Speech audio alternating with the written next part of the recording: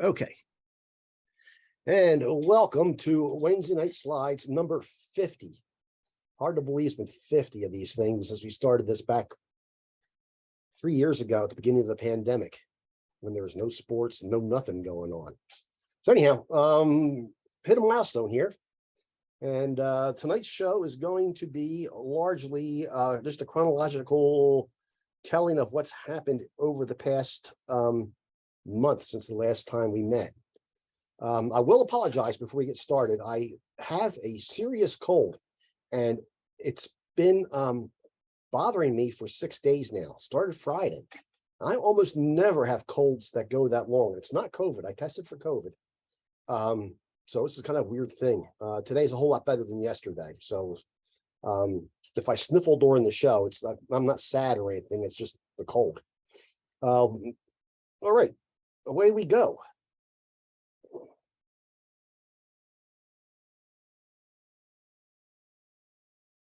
Y'all seeing the title slide there? Yes, sir. Thank you much. The month, at least the last 30 days or so, started off here in Pennsylvania, Strasburg Railroad. J.C. McHugh, who runs McHugh Locomotive and Equipment, he did a lot of work for the Strasburg on their diesels. And as part payment for that, the Strasburg gave him a day of steam trips.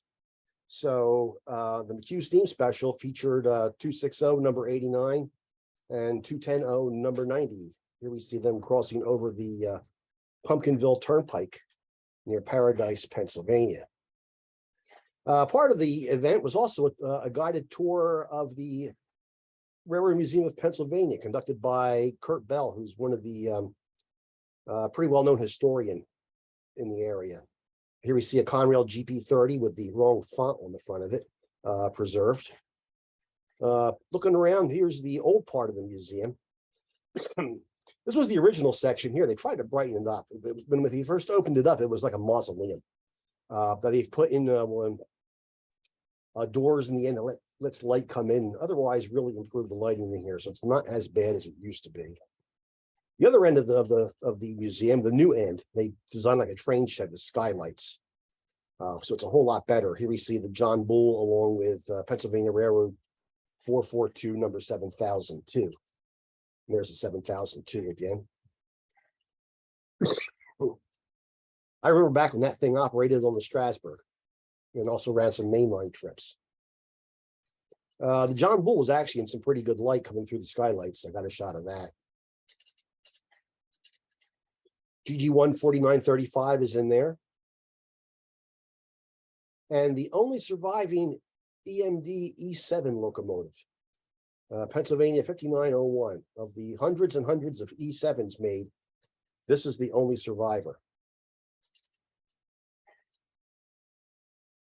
The Virginian Truckee 260 number 20 is in there. Why is that in there? Well, it was built by Baldwin Locomotive Works in Pennsylvania. So thus a Nevada engine is appropriate for the Pennsylvania Museum. Outside is one of their somewhat more recent additions, Amtrak E60 603. Visiting is Norfolk and Western 484 number 611. Awaiting its chance to go back down south again. It was back out to the trains again. The McHugh Special had 89 on a freight train, while 90 was powering the regular trains. And the engineer of number 90 really put on a show when he went past our charter train at Groff's Grove. I mean, really put on a show. After dinner on the dinner train, we did late photos in the Strasburg yard with number 90. The following day, actually that weekend, was the East Broad Tops Winter Spectacular. The Strasburg thing was on Saturday, which was actually the first day of the Winter Spectacular. Me and a couple of friends drove west after we were finished at Strasburg to catch the second day of the Winter Spectacular. And of course, this is tremendous. This is the first time in 12 years the East Broad Top has had live steam locomotives. EBT number 16 made its public debut, And the first trip of the day out of Rock Hill Furnace, PA, was a photo train, a freight train. We are leaving Rock Hill Furnace and going through the Aldwick Valley. It goes as far as Colgate Grove, where it turns on a Y. Here we see the train after turning on the Y, coming back south again. Pretty typical train for the East Broad Top in the 1950s. Hopper train, although back then they usually had about 22 hopper cars on a train. The EBT doesn't have 22 functional hopper cars yet. Up front would be a box car for less than carload freight.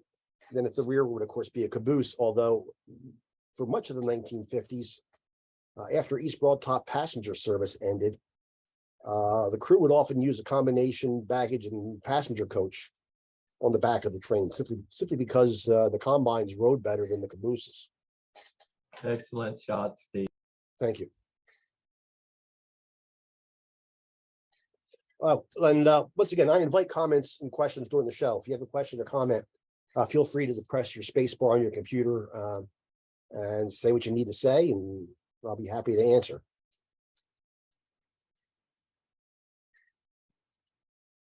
Adjacent to the East Broad Top is the Rock Hill Trolley Museum, and they brought a couple of cars out where their line parallels the EBT. It actually shares EBT trackage for a short distance.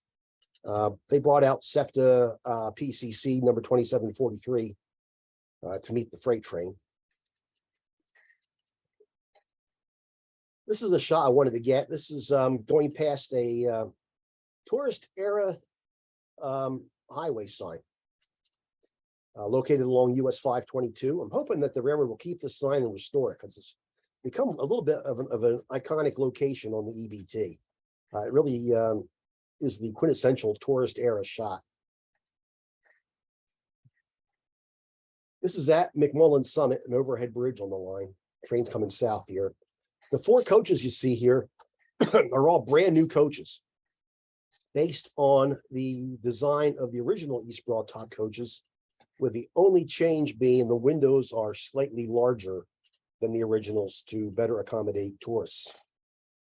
Going past the old pump house at the north end of the Rock Hill Furnace yard, and waiting for the next trip to leave Rock Hill Furnace. McMullen Summit, the photo line up on the bridge. I always like the way these trees looked in black and white, and the clouds just add to it. I've shot other shots here in black and white. It's just a cool place for black and white images.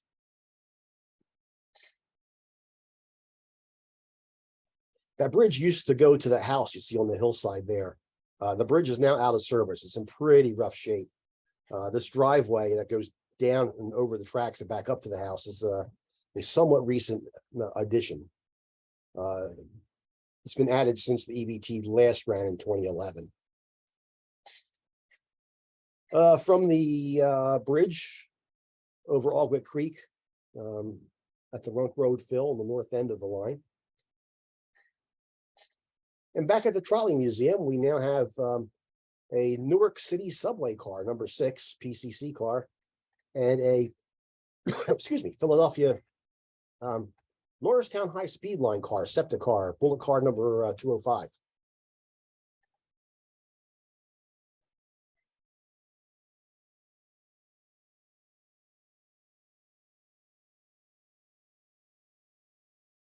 And heading back out of Orbisonia, they ran 3 or 4 trips over the course of the day. Coming back south.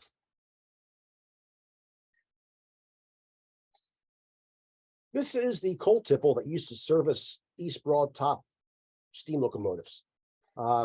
Originally, tracks went up to the shed on top of the coal tipple here. The shed vanished a long time ago, long time ago. What you see there is brand new construction done by the Friends of the East Broad Top. They're putting the shed back in again. It will be served by trucks, however. But the coal tipple, the chutes are behind the number 16 here. The coal tipple will once again be used to service East Broad Top locomotives. This is probably the last trip of the day with the afternoon light on the west side of the tracks at the Enyart Road crossing. Excuse me. Like I said, I've got a little bit of a cold here, so stay with me. Crossing over the Runk Road Bridge. This bridge here, in between the last time steam ran in 2011 and now, was struck by a too tall truck and knocked out of alignment. The railroad has gone back and obviously fixed the bridge since then. And heading back south, and some nice glint light at the Runk Road fill. And coming back into the Rock Hill Furnace Yard. Didn't have to. I went up to Convent Station, New Jersey to do a program for the Tri-State Railway Historical Society. And I spent the day traveling up there. I stopped in Manville, New Jersey, along Norfolk Southern's main line. Sat there for 2 hours and saw absolutely nothing. But then as it got towards evening, I went over to Raritan, New Jersey, on the Raritan Valley line, ex-Jersey Central, and got an NJ Transit train passing what was Boyd Tower, now used by NJT maintenance people. Train coming out of Raritan, heading towards Hoboken or New York City. Some evening glint light.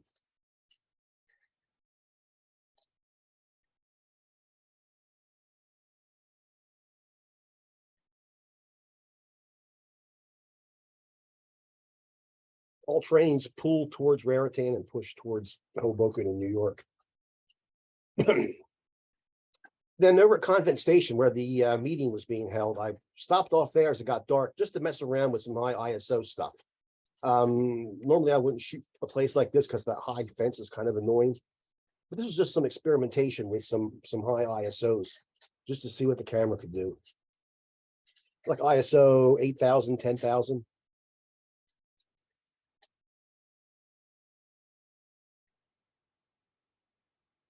Then comes the big trip. I headed out to Oregon for Winter Rail, the big West Coast Railroad slideshow. And on March 14th, I landed in Portland, grabbed my rental car, and headed back east again into the Columbia River Gorge, which separates Oregon and Washington. Got there at sunset. There's a place called the Vista House. It's on old US 30. Way back in the old days, there was no highway down there at water level. US 30 climbed through the hills here. I'm on old US 30 right here. And they built this really cool obelisk kind of building called the Vista House. It's a real gem of early US highway history. Anyhow, while I was heading out there, I overtook an eastbound Union Pacific freight, and I was able to beat him to Vista House and got this shot here as he went through the gorge. Looking back, you see the lights for the outskirts of Portland back there.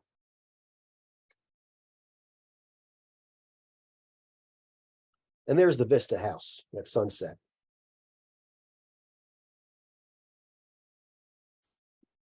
Next day into the gorge, I went onto the Washington side for the first day. That's the side where BNSF runs. Union Pacific is on the other side. Started off with a westbound train at Stevenson in clouds, but boy, the gorge sits pretty much right on the edge of rainforest to the west and high desert to the east. And just a few miles can make a world of difference in the weather. I didn't have to go very much further east to pick up full sun. Here's Amtrak's Empire Builder behind one of the new Chargers heading towards Portland. That road you see going up the hill in the background caught my attention. You'll see why in a minute. This is a local, the Gorge local coming into Bingen, Washington. 4-axle power. You see some concrete ties there for some tie replacement work. And a eastbound train coming through the gorge.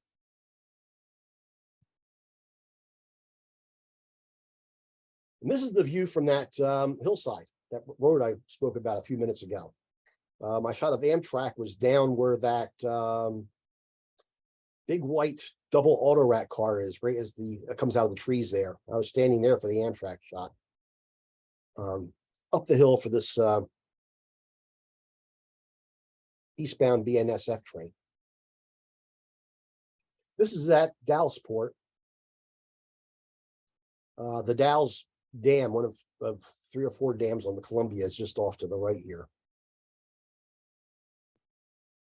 And this is at Avery, with the bluffs in the background. Years ago, I had shot Spokane, Portland, and Seattle steam locomotive number 700 here, doing a photo run by of all things. Great, and I never got a freight here, so I filled that gap in.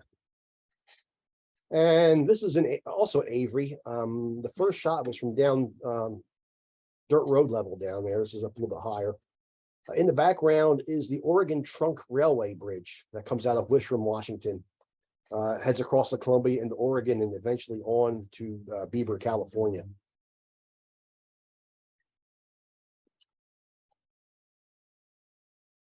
One of the many rock tunnels on the route.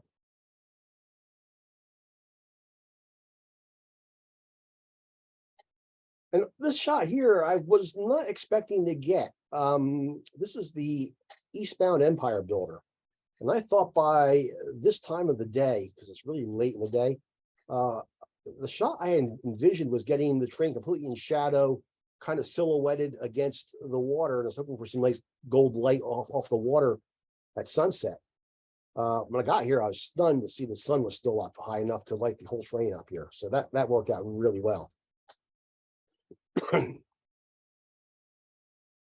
then when I headed back to my motel in the Dalles, I saw the Sinclair station, neat lighting with a Dino out front. And the Sinclairs around here don't have Dinos. So whenever I see a Sinclair Dino somewhere that's interesting, I'll stop and shoot it.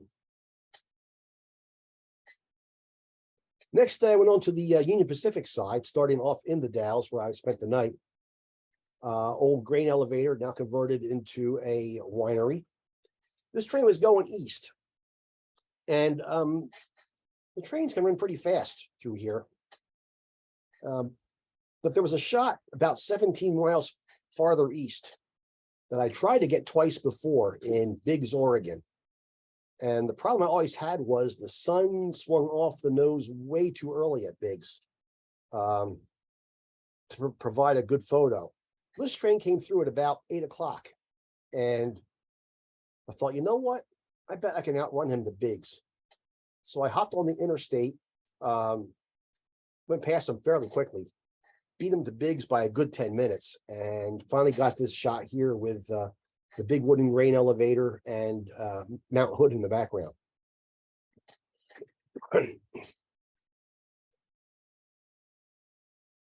Back in the Dalles, I found this old Sears Roebuck neon sign. It's been restored.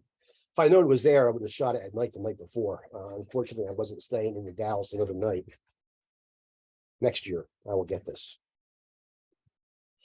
I then picked up a westbound UP train out of the Dalles, one of the many causeways you find along this part of the Columbia River. This shot here, I just kind of squeezed it between the branches here. Turned to be kind of a cool shot. Hard part was getting the focus to stay on the train and not on the branches, which is where back button focusing is your friend.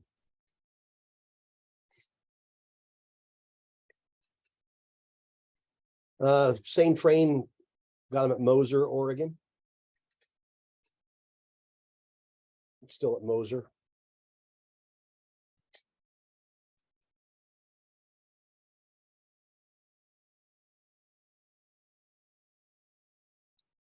Not quite the Cascade Locks yet, I don't think, but this is the same train, still chasing. I was a little surprised how easy it was to chase. The interstate is great for getting ahead of them. Not all the exits provide, my guinea pigs are speaking up. I don't know if you heard that or not, but anyhow, not all the exits provide decent photo angles. You got to pick and choose, poke around a bit to find the ones that do.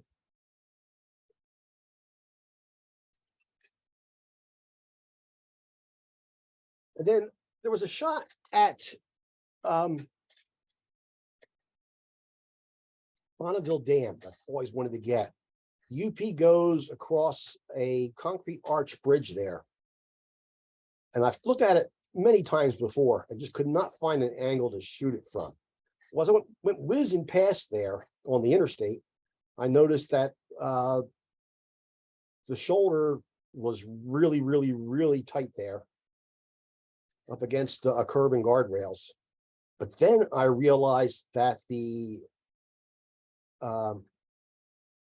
shoulder was against a seldom used on-ramp, not the actual interstate itself.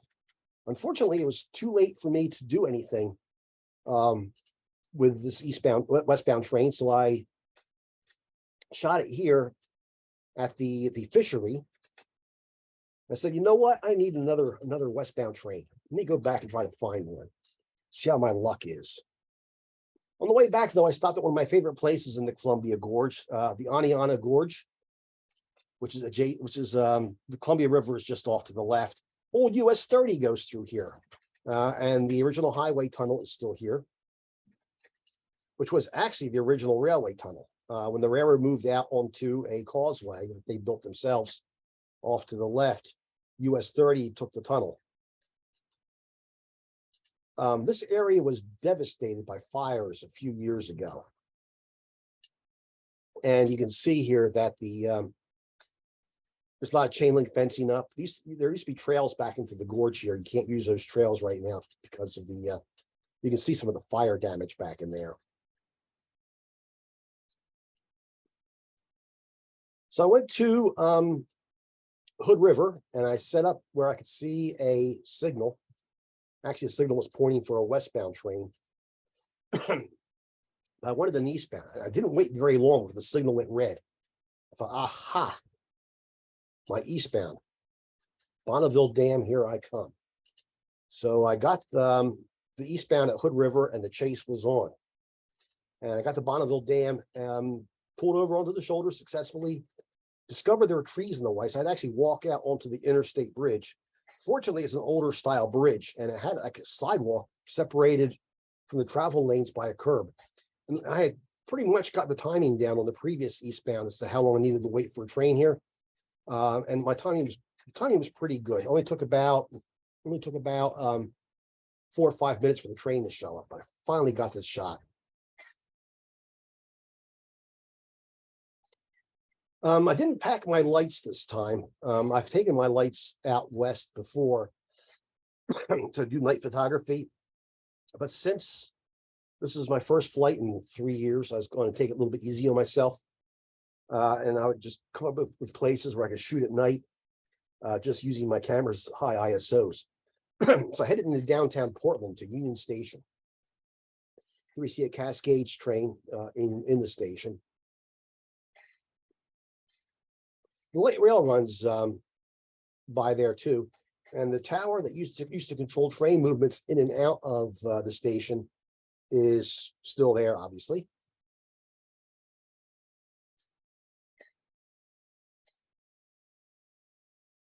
So I decided to go in and take a look at Union Station. I went inside, and boy, I tell you, I was only 2 feet into the door before security was on me.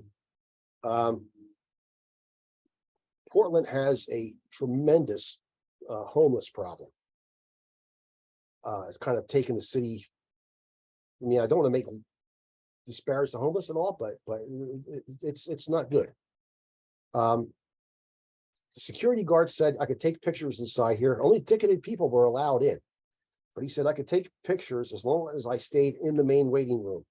The restroom area, everything else is totally off limits to anybody without a ticket. There is some cool neon inside the station. And a train was boarding while I was there.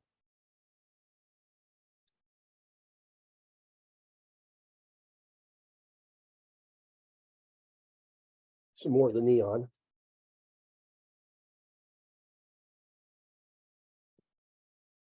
Back outside again to do some low light shot of the light rail.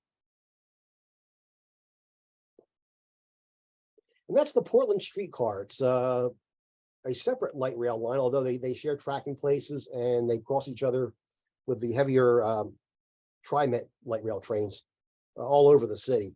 But there's the Portland streetcar going over the end of Union Station. Back down to the heavier TriMet light rail.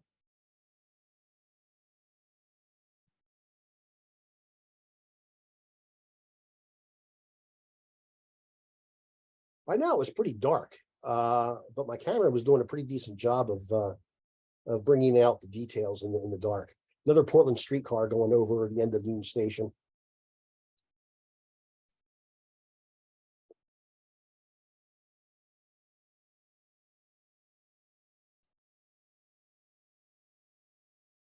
And all this is handheld. I didn't bring a tripod or anything.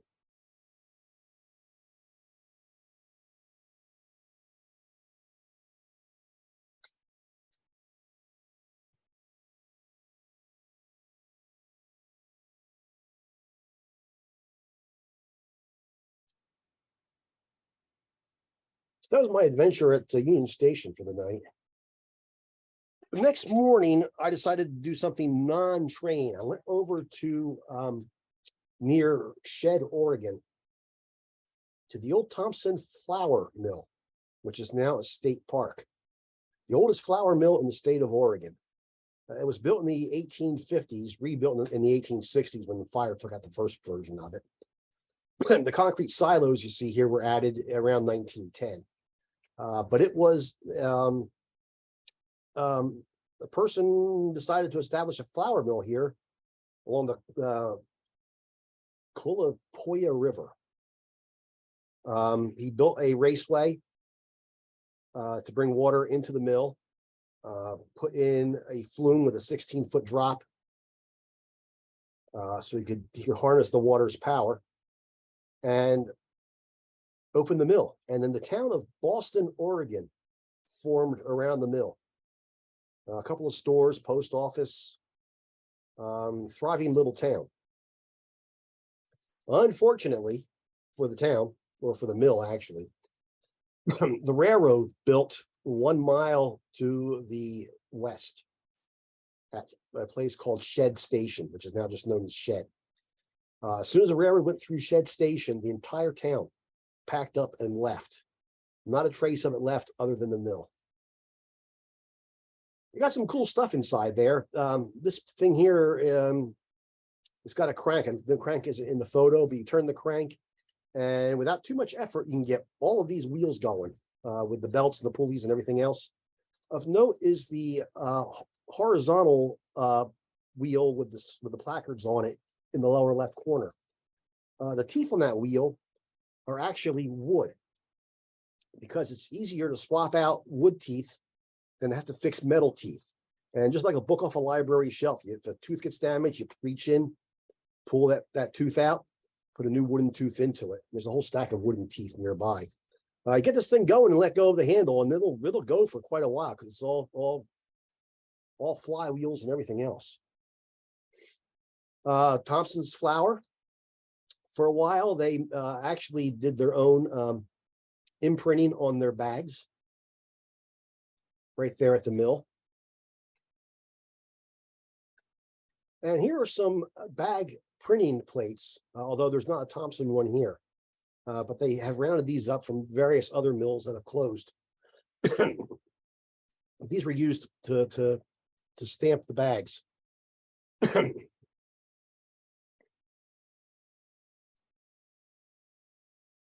The mill changed from flour to animal feed in the 1930s or thereabouts. Flour just wasn't the moneymaker it once was for them.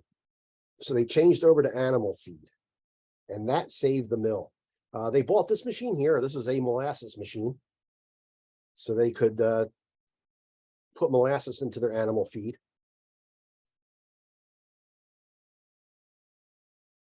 And they had a pellet mill.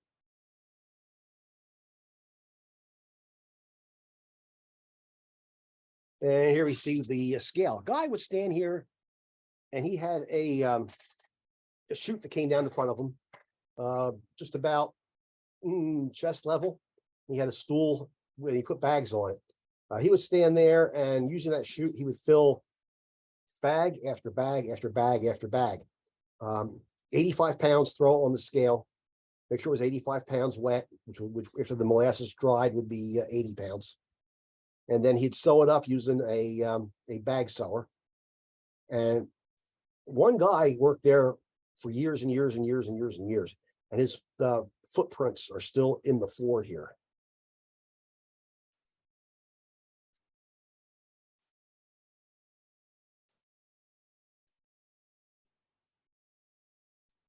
This is the control for the elevator, to put different feeds into different parts of the elevator. You see the sign there, 1 through, we're out of sequence. It looks like 1 through 14 if you get them all in numerical order. So that means there's 14 different bins in the elevator. The way you get different feeds into different bins is you grab hold of that handle there, and you set it using that wheel there to the bin you want to go to. And way up at the top of the elevator is a chute or a spout, a long spout that spins 360 degrees. And as you turn that handle, the spout up top turns. And when you stop with the handle, the spout is then poised over the proper bin you want the feed to go into.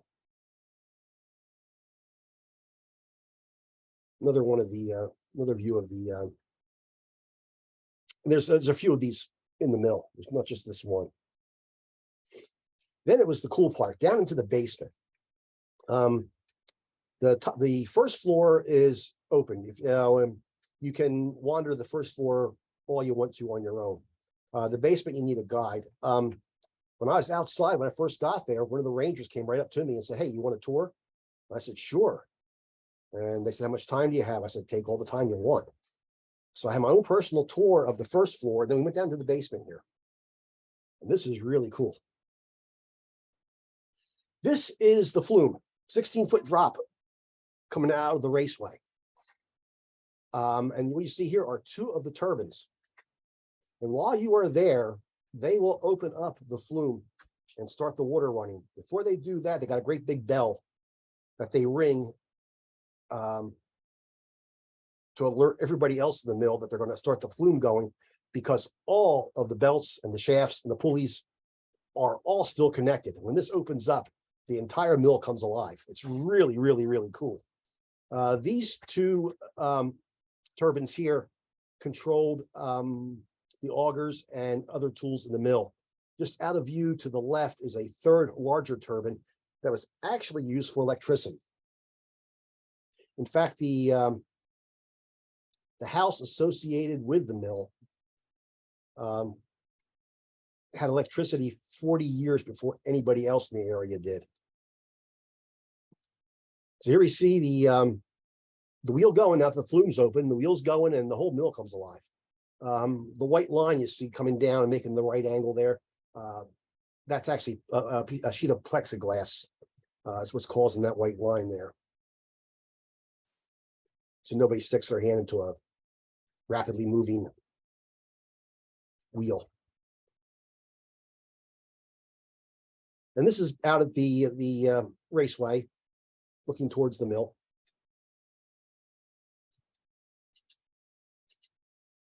The river is dammed up for about a mile. When it gets to here, like I said, there's a 16-foot drop. Once they open up the flume, and then the water through the mill and the river itself actually join not very far beyond where the mill here. Done with that tour, I went over to Shed, the town that replaced Boston. Here we see a Union Pacific train taking a siding at Shed, where he'll meet the Coast Starlight and a Cascade Services train. Here comes the Coast Starlight. It's making all the blackbirds take off from the field there.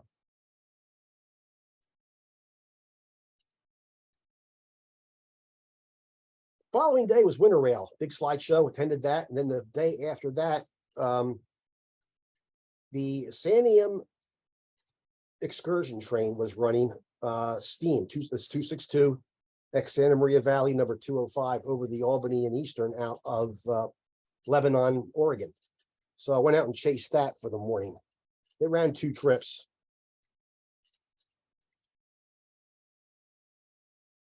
Neat little run. This is the runaround point. And this is the afternoon trip leaving from the station in Lebanon.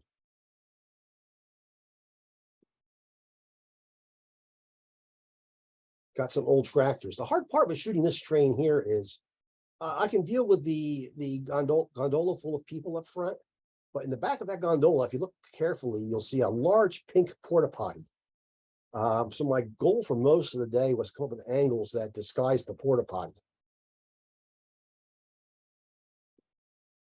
When they were all done, they had to take the train back to the shop. That involved going down the middle of Olive Street in Lebanon.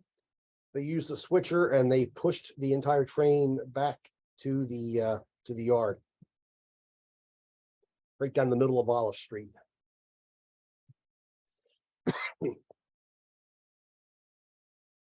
This is in Tangent, Oregon, one of the Cascade trains going north. I thought I had, now here's a little side story again. I thought I had shot a train in Tangent years ago, back in 2005. I have a slide that I have labeled as Tangent. And getting to Tangent this year, I could not find the angle I had shot theoretically back in 2005. I will have you know that before I started the program tonight, I spent about an hour on Google Earth, Google Street View, old topographic maps, trying to figure out if the train I shot was actually in Tangent, or if not, where it was. Well, after an hour of research, I finally determined that that train I shot back in 2005 was taken about 30 miles further south in Harrisburg, Oregon. That solved that mystery. The Coast Starlight was running late, and obviously it was having engine problems. Here it goes south with a BNSF freight locomotive in the lead. Whatever the problem was, it must have happened north of Portland while the train was still on BNSF trackage, because here below Portland, it's on Union Pacific trackage. So it must have broken down on BNSF and got one of their engines to lead them. That evening, I went over to Vancouver, Washington, located just across the river from Portland, Oregon. It was raining, but once again, I wanted to do some night stuff, and I didn't bring any lights, so it was going to be whatever my camera could do. Here we see passengers boarding a Cascades train in the rain.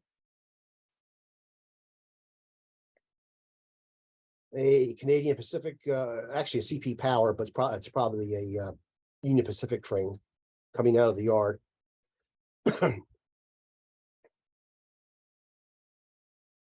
And meeting the Cascades. And the Cascades train departing.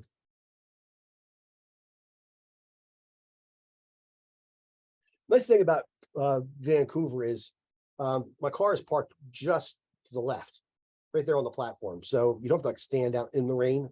You can stay in the car until something happens and jump out and get photos. Another freight coming up into the station.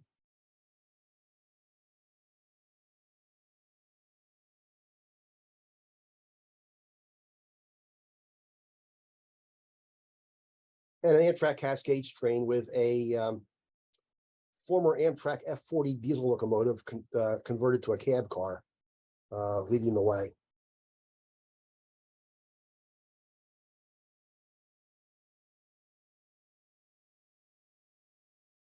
Another view of the same train.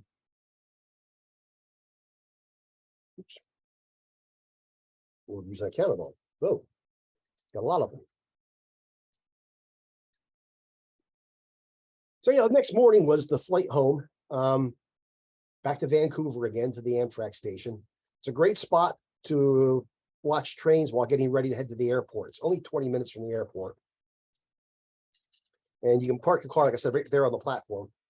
So while you're packing your suitcases back in airline mode and stuff like that, you can keep an eye out for any trains that are coming. During the hour and a half I was able to stay here, I gave myself until 10 a.m. to watch trains here. Amtrak came across first. That's the bridge over the Columbia coming up out of Portland.